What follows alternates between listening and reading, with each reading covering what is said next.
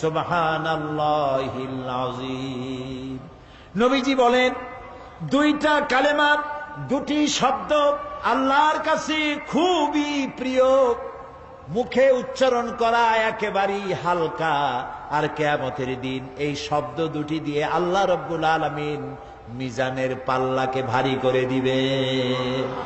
সেই শব্দ দুটি হলো, পড়েন আমার সাথে, সুবহানাল্লাহি ওয়া বিহামদিহি সুবহানাল্লাহিল আযীম। সবাই পড়েন, সুবহানাল্লাহি ওয়া বিহামদিহি সুবহানাল্লাহিল আযীম সুবহানাল্লাহি ওয়া বিহামদিহি সুবহানাল্লাহিল আযীম। জান্নাতের ভিতরে মানুষের কোনো দুঃখ থাকবে না। কাদের দুঃখ থাকবে না? জান্নাতীদের। কথা কি শোনেন? সাথে সাথে ঠাস ঠাস করে জবাব দিতে পারেন না কেন?